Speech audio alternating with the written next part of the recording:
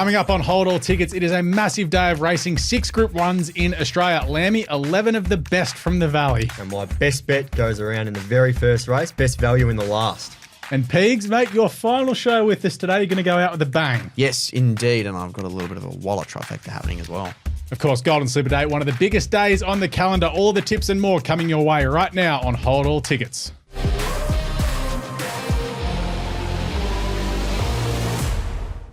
Hello and welcome to Hold All Tickets for a massive weekend where we have 6 Group 1s in Australia. I'm your host, Alex Donnelly, joined as always on my far right, your far left if you're watching, James Lamb. Lammy, how are we, mate?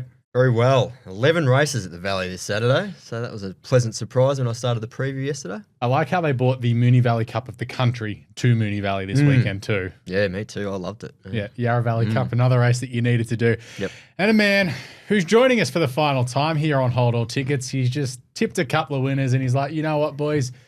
I'm out of here. I'm too good for yous. It's Xavier Pegum. Hello, Pegs. G'day, guys. How are we?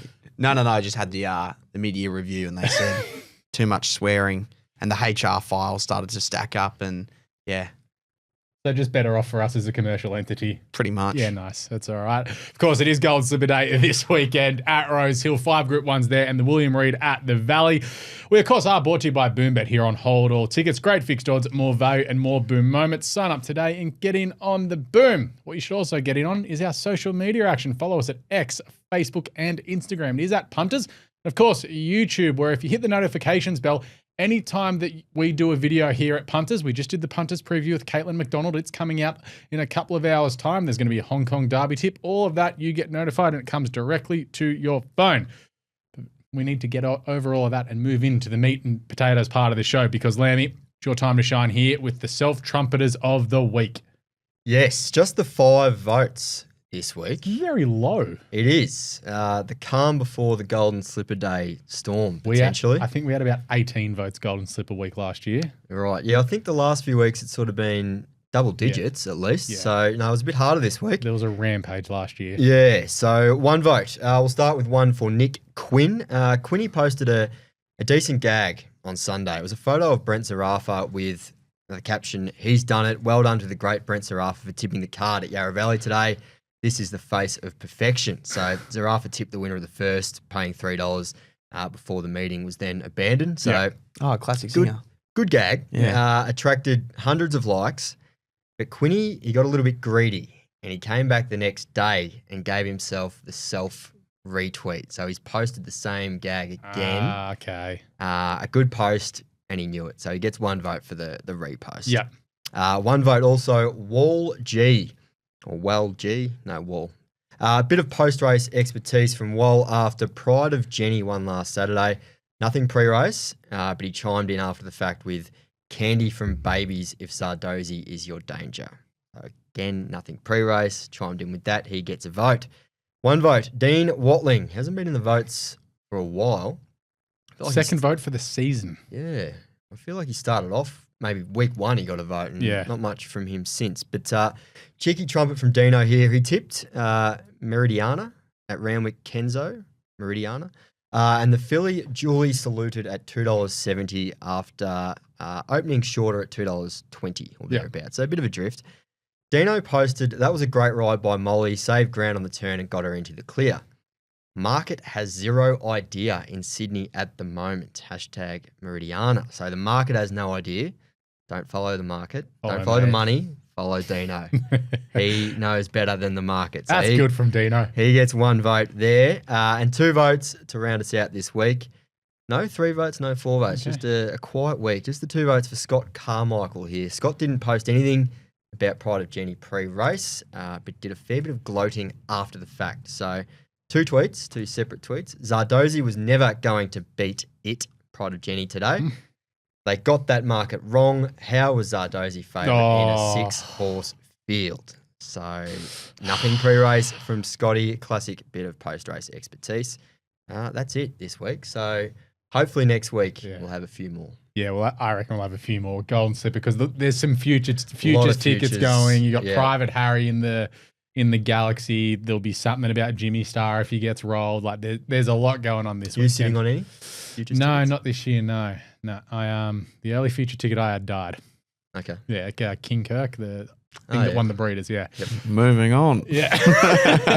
So either get them killed or they run last. Got no in between there. But I do need to tell you that Thoroughbred Sales is the #1 online horse platform for owners looking to buy a racehorse. With over 130 trainers and syndicators to choose from, horses will also be eligible to run in their new $4 million race series with over 400 races having a bonus. Check out Thoroughbred Sales today. Let's get into the recap of last week. And Lammy, let's hope you're warming into the carnival. This wasn't a great set. I can't remember. What was my best bet? Miss Aria? Oh, it was very disappointing. The only thing I got... No Miss Playland for you after? No. The only thing I got right about that was that she did start favourite. Yeah. But you can't eat overs. No, you can't. No. Your next best was Zardozi. That felt a little too passive to me, that right? Yeah, I think so too. Yeah. I don't know why...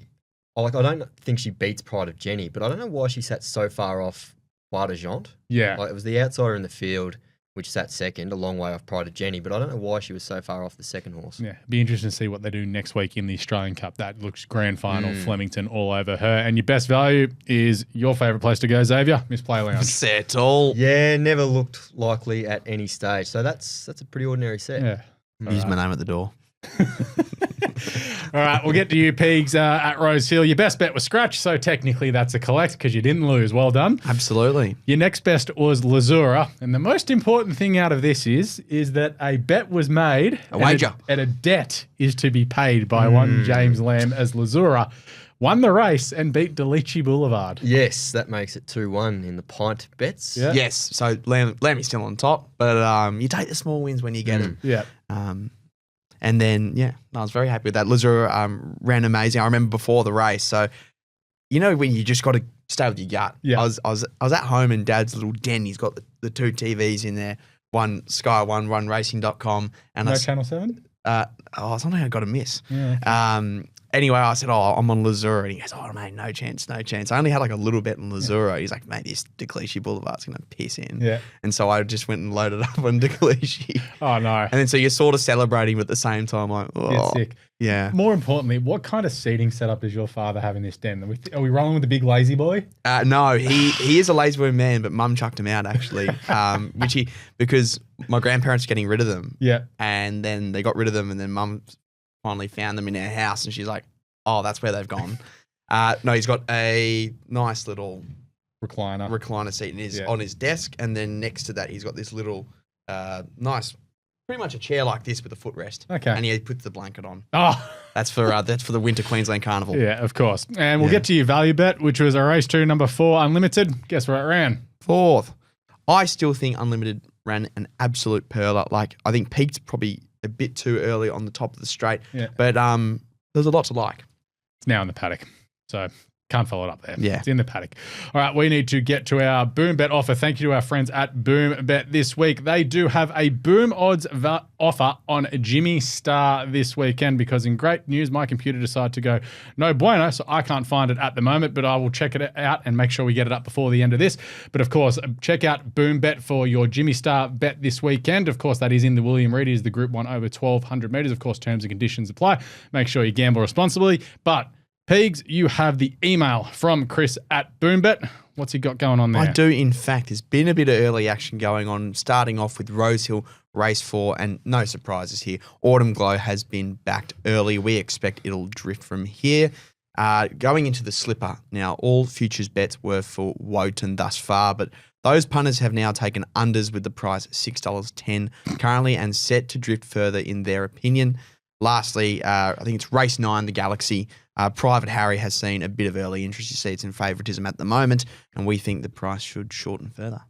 Okay, and of course that Boom Odds offer now that it is up is $6 Jimmy Star to win the William Reid. So they think the map problems will come to fruition this weekend. So you can get $6 about Jimmy Star to win the William Reid. Way better than anywhere else because he's $2 something everywhere else at the moment. Of course, great fixed odds, more value and more Boom moments. Sign up today and get in on the Boom. Now, gentlemen, we have 6 Group 1s this weekend. So I thought to change it up, basically to give producer Gerald more work because he definitely needs it, is we're going to do a top tip in all the Group 1s.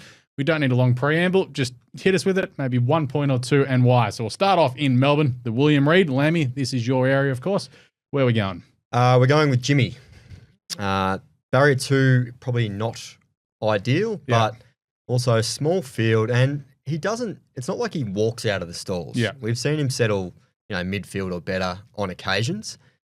He went back to last, I think, in that Oakley Plate because he drew barrier 14. Yeah. So I don't think he'll be back last. I think the track will play quite fair on Saturday, the Valley. There's a bit of rain around on Thursday and Friday. So I'm expecting it to play evenly. And if Jimmy gets the breaks, he's the horse to beat on that Oakley Plate run. That was outrageously good. Yes. And still on the up. This literally could be an Oakley Plate field, and I wouldn't begrudge it. It doesn't feel like a weight for age Group 1. Pegs? Yep. Jimmy Star. Jim? Jimmy Star, railing the true. I think, track will play pretty fair. 1,200 metres distance he's completed in the past, and I think he's a class above the rest. Team Jimmy just needs an ounce of luck and you'll kill him. Get to Rosehill, 5 Group 1s there, railing the 3 metre position. So hopefully the jockeys do want to go near the fence this week. The weather's meant to be fine, so let's hope it's all good there. The Ranvet Via Sistina is your short price favourite. Takes no guesses to say that I am absolutely tipping Via Sistina. Won the other day. Yeah, she meets another Yulong horse that's here in Australia for the first time. But there's no boom like there was on Via Sistina last year, and she makes her 12-month anniversary with another Group 1 win. Yep. Best horse in Australia, over 2,000. Small field means J-Mac can basically put her where he likes from barrier 2. $1.39 for a reason. Yep, too good. All right, moving on to the Rosehill Guineas, and we're looking a little bit differently here. 2,000 metres, the 3-year-olds step up for this. Well, some of them for the first time this preparation, but not the first time at all. Broadsiding is your favourite. I'm with Swift Falcon. Barrier 4, I think he gets map favours. He's hit the line really well both runs this time in. Hopefully they don't settle in another postcode like they did last time they stepped him up in trip. Think about the Gloamy and the Spring Champion. If he settles closer, he can win, and he's $5. I'm with Gold Rush Guru. I think the Guru can knock off broadsiding here. He was obviously super strong late in the Oz Guineas. That's a mile race. He's desperate for 2,000, which he gets here 4th up. Yep. And also drawn better than the favourite. I'm not sure broadsiding will be able to run past Gold Rush Guru. Is that sort of going off that last run against Linebacker? Just didn't have that turn of foot? Or? I just think broadsiding, I don't know if he'll go forward from barrier 9. They tend to not worry about that. They sort of seem like they'll take luck out of the equation and try and do that rather than sit last and try and loop him, get off. And they're slightly more aggressive, shall we say. Yeah, we'll see. But I think Gold Rush Guru has emphatically ticked the 2,000 metre plus box, whereas broadsiding still yet to establish himself over this trip. Yeah, well, I am with broadsiding, but you're not wrong. I guess second cracks. Yeah, Cox Plate last over 2,000 metres. Still thought he ran really, really well last start. Had a lot of ground to make up to try and beat Linebacker. And to be fair, at one point I thought he was there, probably that furlong marker. But Linebacker was freakish to hold on. I did like Swift Falcon, but I just think broadsiding is class above and takes a cake. All right, move on. George Ryder, 1,500 metres, a weight for age, Group 1 here. I'm with the horse that Wayne Hawkes doesn't want to win a race, and that's Chow Wolf. I think up to the 1,500 suitable. He's a winner over the track and distance at the pass. He absolutely crushed the line in the Canterbury Stakes, and that came after a setback. 1,500, much more suitable, can settle closer from barrier 2. I really hope he wins. Great betting race. A lot of different angles here. I've gone with Steffi Magnetica. I think she's a really good 1x3 play when we're getting sort of 260, 270 a place or thereabouts. She was first up in a hot race last start. Was given absolutely no hope whatsoever. Punched the breeze out wide for pretty much the entire race. Drawn for a much softer run around midfield with cover. I loved her 2 runs in this distance range last preparation at 1,500 and 1,600. So I think she can bounce back and we'll be going, I won't say hard, but I'll be gambling responsibly more the place. Yep. I like my mate Tom, but he's just drawn terribly. What about you, Pegs? I'm going with Chow Wolf, heads to a mile where he does his best work, as we've seen in the past. Got an insane turn of foot on him, and a bit of rain forecasted on Friday is exactly what he'll need. Just means that we won't have to artificially water it and actually maybe a very decent track. Golden Slipper. I just did the video of Caitlin Mallion for the Punters preview. Go check that out for all of her insights. And we usually say with the Golden Slipper, there's a king or a queen coming into it. We have neither of that this year, do we? It is one of the more open slippers that you'll ever remember. So much so, it is a $5.30 the field at the moment with Boom Bet. Any ideas, Lamey? Not really. I know it's boring to go with the fave in a race like the Slipper, but I've just defaulted to J-Mac and Waller. One, because it's a grand final, and that's generally the sensible thing to do. And 2, we've seen Waller pull it off so many times in these stallion-making races. So I think Woden is The horse that's potentially primed, they're all trying to win it, but this has been the talk for a long time with Woden. I think he's been travelling along okay without smashing the door down. But again, like you mentioned, I wouldn't be shocked with anything here. I found it near impossible. Yeah. It's like a Melbourne Cup, isn't it? Like anyone that says they know how to pick a winner in the Cup or the Slippers just either lying. I feel like there's often quite a long tail to this race, though, but this year probably not so much. Looking at it, there's probably, I reckon, 3, maybe 4 horses I could go and go, you've got none. And that includes the 2 emergencies. And it's like, even one of the emergencies, I'd have something on if it got a run. But it's like, this is, nothing would really shock me winning this race, which I suppose is a good thing. Yeah. Who are you with, Pegs? I'm with West of Swindon. Yeah. No surprises there probably, but I'm not giving into this Woden hype. Just not convinced, although I'm very happy to be wrong.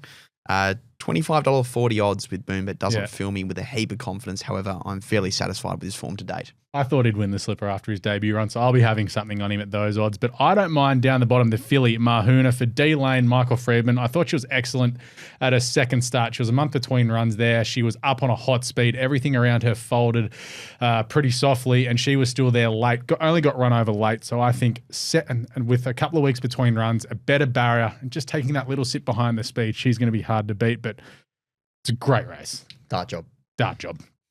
Speaking of dart jobs, let's get to the Galaxy. Private Harry, he's the boom horse. Everyone's been talking about him. He got a convenient ratings bump to get into the field. He's currently your favourite at $3.15. I'm not convinced, but that's just me. Where are you looking, Lammy? I think he's a bit short, but I am looking down the bottom of the weights. I've gone with Commemorative.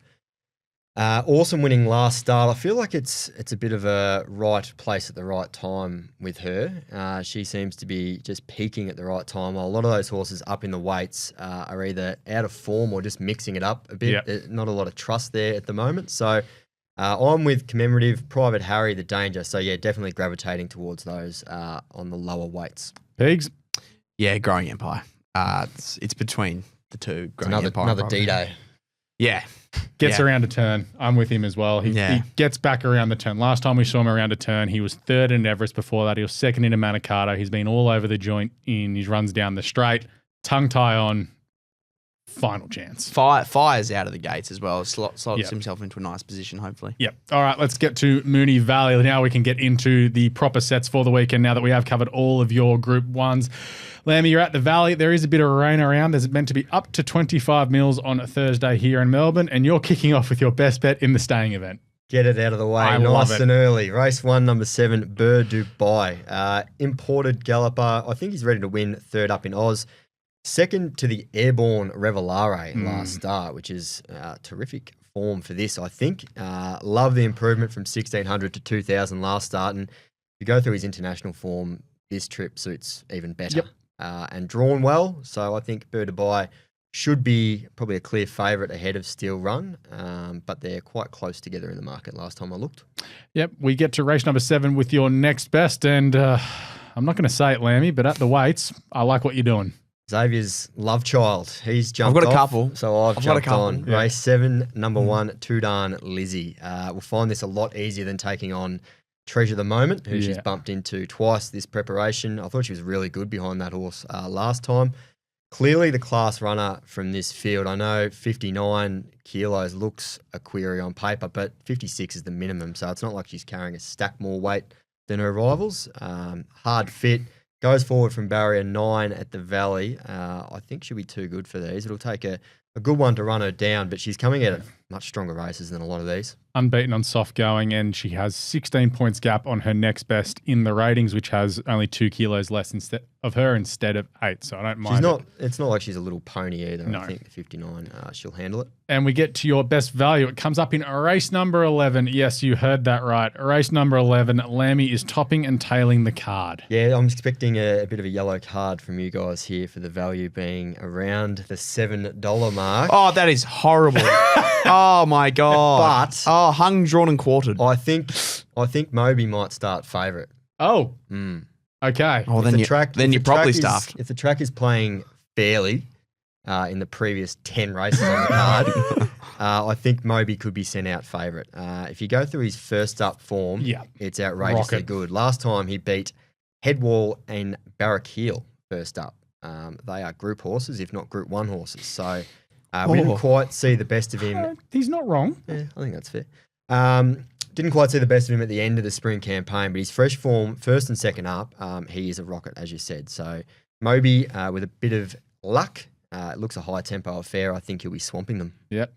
All right, Pegs, your time to shine. Your final time with us. I want you to go out absolutely swinging today. Yet your best bet is some that we've touted that could be the best filly in Australia. Yeah, well, I've gone bit of a, I guess, a spoiler for the punters. I've gone a Waller trifecta here, which I didn't mean to do, but it's Golden Slipper Day. You're playing safe. Yeah.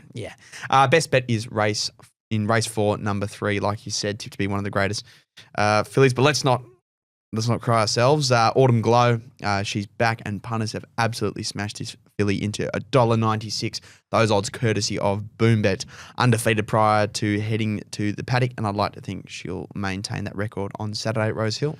Yeah, not having a knee chip in your knee, probably handy when you want to be a racehorse, that's for sure. Did help out a handy one called Winks. Your next best comes up in race number 2, the Opponent Stakes over 1,900 metres. You are going out hard tipping this horse. Yeah, disappointing so far, but I wasn't expecting much from her when she's hitting distances of 1,300 and a mile sort of first up this prep. We know Hinge wants a bit more distance there. As Wallace stated in his preview, 1,900 metres in the triple suit, draws 6, and there's she takes on a stablemate pretty handy in the favourite mare of Mount Buller. Boombet are also offering $2.05 to play, so you'd be stupid not to jump on each way, I reckon. Okay, I don't mind it. And your value bet comes up in race 3. It is the Munyon Cup. I think you've missed the winner, and I'll tell you who it is after this, but it's the same set of colours. Yes, race 3, number 7, Valiant King at $13.20, courtesy of Boombet. Fairly similar to Hinge, his first 2 starts his prep. Just warming up. Just warming up. Like he's a genuine stayer, European import. If you want to judge him properly this prep, then Saturday is a good time to do so as he hits a distance a lot more comfortable with, being 2,400 metres. No doubt this weekend they'll aim to put him in good stead for the Sydney Cup, which he's already nominated for. When Kings Valley wins the Albury Cup on Friday by as far as you can kick your hat, you can just roll it into Birdman on Saturday in the same race. Number 11. Some out of form stayers going around in that race. Yeah. How much of a flop has Mr. Waterville been? Yeah. He looks to believe he was in a Geelong Cup. He looks destined for a cup destined for the bull, that horse. I think he will be over the sticks. Yeah. Kings Valley is about $3.40 tomorrow at Albury in the Albury Cup. Has drawn barrier 15 for those playing at home. That's Kieran Maher horse who beat Birdman last start. All right, let's get into the yays or nays for this week now that all the tips are done. We do have a piece of audio to play as we've teed this one up. Whammy. Tipsters need to be careful when dishing out clips to others on social media. We'll get your answer after hearing this. Hashtag predictions not a strong suit, which in itself is a long hashtag, but so just slightly lengthy. There's some scope there. So I thought, righto, smartass, let's engage. So I sent back, I'll be watching your tips closely tomorrow and reviewing your Saturday set at 6:01 on Monday. So this is footy tips or racing tips? Racing tips. Yeah, this is what he does for a crust. Okay, right? okay. So you can pay for his tips. So regardless of win or loss, might be interesting. Hashtag fireball feedback. Right? So if he backed the card, I'm happy to go through it. How'd he go? You got your tick and cross button ready there, brother? I'll run you through it. Because Caulfield was the main meat. Do you want to go through his best for the day, or do you want to go through his... We'll do his best. We'll do his best. His best for the day was Regal Vow. Race 2, number 1. Any good? His best for the day in Sydney. Race 5, number 1, Lindemann. No good. His value bet of the day, Wollenda. Caulfield, race 5. His best each way bet, number 2, Athanados. His best roughie of the day, Redenia. I can run you through the card if you like. Caulfield, race 1. How do you have time? Race 2. Race 3. Righto, Lammy, hit us. I'm going to say Neigh. Clip away as long as you're prepared to cop it back. Gator was pretty stiff with his timing here. Kingy's given him a public audit on the Saturday where Gator saw them like ant excrement. Could not tip water out of a bucket that day. It was a bit stiff, but it made for enjoyable radio. Yeah, I'm going to say Neigh as well, because we're in the We're in the content business. in the content business, but we're also in the opinion business. So it's what we need to do, and we got to stick by them, be it wrong or correct. You know what? I'm going to put it bluntly, since the last episode. Neigh, we're not in North Korea. Say what you like. There we go. Lammy, it's ridiculous that we have the Galaxy and the William Reid are running on the same day in the different states, and then we could also extrapolate to having the Newmarket and the Canterbury Stakes on the same day as well. Yeah, but it's nothing new, and it's nothing that's going to change in the foreseeable future. Yep. So instead of having one absolute cracker of a sprint, we have two sort of watered down ones, I think. If you threw 3 or 4 of the horses from the William Reid into the Galaxy, if you took the best half of each, you have a very good race. I mean, there's still going to be high turnover races, but I think the Melbourne summer autumn, we've spoken about this many times on this show, needs another needs a rejig. serious rejig. It just feels quite disjointed at the moment. It doesn't really flow. I think they're trying to maybe stretch it out too much, get more bang for buck. When you could have a couple of really strong meetings rather than spacing it out as they have. It is completely ridiculous. I agree. It's like the Melbourne Cup being on Big Dance Day. I just don't understand it. It's a joke. It's a joke. Don't come after me in the Twitter comments. But please do. Please go after him. Actually, seeing that I did say you can give others a clip. It'd be hypocritical of me to ask that. And finally, trainers are asking for trouble paying for track work riders in advance, sight unseen. So this is born out of an article that has been written on RaceNet by some of our journos, where a unknown person has been basically allegedly ripping off some trainers by saying, I'll come ride track work, by answering job ads, asking for some money for flights to get to wherever, and then not turning up. And the full is doing the same, allegedly in New Zealand. Oh, yes, a family member. So the pedigree's strong. So it's a bit of a scam that they're running. They are asking for trouble, but obviously it highlights how desperate trainers are for track work riders at the moment. But, I mean, it's all easy in hindsight, as always, but you would think that they would definitely check some references or do a quick call around, asking who he's worked for and then giving them a call before sending 4 figs. Yeah. I think one trainer said he was out 4 figures. Sending to a random bloke off a Facebook ad or something. It's dangerous, but he's done a number on quite a few. Different states. So that's the play, doing it via different states. So obviously the word can't get around as much. Obviously all names redacted for legal reasons, but we are in dire straits as far as track work riders are in this country. It's ever since they brought in, I think it was one of the changes to, when you get sponsored when you come over here to work. Visa. Yeah, the visa changes. That's what's hurt it. Well, yeah, exactly. I said yay, like Lammy as well, and completely agreed. The real issue at hand is gaining staff over here. The sponsorship is incredibly expensive. On top of that, a lot of them are seeking accommodation and other sort of, little perks on the side. So, yeah, that's a real issue that needs to be addressed. It does definitely speak to their desperation that they're willing to fork out that sort of money. Yeah, it does. Sight unseen. Not ideal at all. That'll do us this week on Hold All Tickets. We'll be back next week in a slightly different formation because you're done. You're leaving us. Veronica Dunsky. Off to greener pastures. Just back home. Yeah. Greener pastures. Yeah, something like that. We'll see. And Lammy, you're off next week. Yeah, a little Noosa trip. Ooh. Taking the wife and the child, or yes, which should be good. Work on my moon tan up there. The weather looks good, so looking forward to it. And then you'll be back for day 1 of the championships, which is the following week. Yeah, a little freshen up before the champs. Does the surf club get a bit of a workout? Oh, I'll do my best. Maybe when Evie's having a little afternoon nap, I might pop down for a surely or 3. Whack her in the creche all day. Yeah. Australian Cup and Tancred, and of course the Binary Stud Stakes next week. Of course, thank you to our sponsors, BoomBet. Great fixed odds at more value and more boom moments. Sign up today and get in on the boom. Lammy, enjoy your break. Xavier, thank you for everything, my man. Thank you for having me. It's been great. I've really enjoyed it. Of course, make sure you do follow us on all the social medias, X, Facebook, and Instagram, just at Punters. And of course, YouTube. Just make sure you search there, subscribe, and hit the notifications bell. So anytime we do a video, it comes up. But we will catch you next week on Hold All Tickets.